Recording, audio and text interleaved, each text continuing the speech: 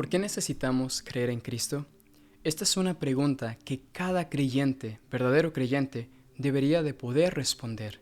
Es esencial y me gustaría que pudiéramos analizar cómo el apóstol Pablo no tan solo era alguien que pensaba teológicamente correcto, pero lógicamente correcto, y más siendo inspirado por el Espíritu Santo.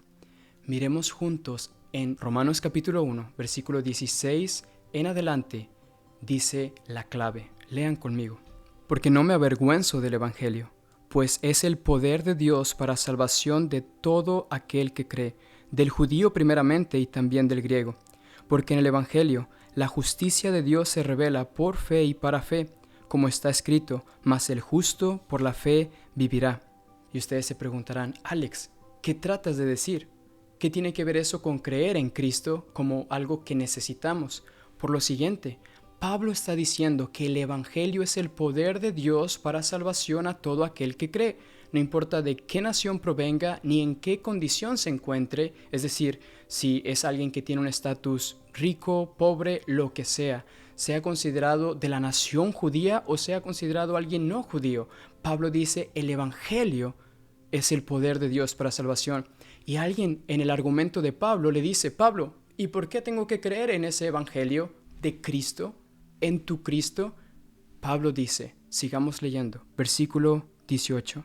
Porque la ira de Dios se revela desde el cielo contra toda impiedad e injusticia de los hombres que con injusticia restringen la verdad, porque lo que se conoce acerca de Dios es evidente dentro de ellos, pues Dios se lo hizo evidente, porque desde la creación del mundo, sus atributos invisibles, su eterno poder y divinidad se han visto con toda claridad, siendo entendidos por medio de lo creado, de manera que no tienen excusa. Pues aunque conocían a Dios, no le honraron como a Dios ni le dieron gracias, sino que se hicieron vanos en sus razonamientos y su necio corazón fue entenebrecido.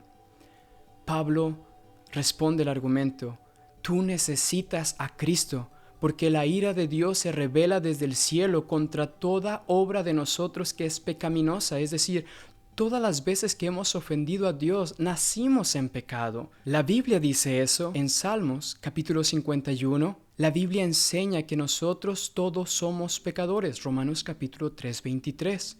Y por cuanto la paga del pecado es la muerte, Romanos 6, 23, cada uno de nosotros está bajo condenación. Es decir, la condenación por haber pecado contra Dios es constantemente en nuestra cabeza. Es como si anduvieras caminando por ahí con la condenación misma delante de ti. Y Pablo dice, tienes que creer en el Evangelio, tienes que creer en Cristo, en mi Cristo, el Cristo de las Escrituras. ¿Por qué? Porque no quiere Pablo que la ira de Dios esté sobre de ti por la eternidad. Cristo vino a este mundo para que tú pudieras ver que de tal manera amó Dios al mundo que ha dado a su Hijo unigénito, para que todo aquel que en él cree no se pierda, mas tenga vida eterna. Tú estás en condenación, tú estás perdido, tú estás en tus pecados, tú necesitas a Cristo. La pregunta es esencial, ¿por qué necesitamos a Cristo? Lo necesitamos no tan solo para salvarnos del infierno, es porque no hay ninguna otra fuente de placer, de deleite, donde realmente se disfrute la vida, a menos que sea estando con Él. El apóstol Pedro dice, para los que creemos, Él es precioso. Tú no tienes nadie precioso en tu vida, todo es vano, pasajero, y no tendrás ningún placer y deleite permanente, a menos que estés en Cristo. Te animo, y la Biblia te ordena que está establecido que todos los hombres mueran una sola vez y después de esto el juicio.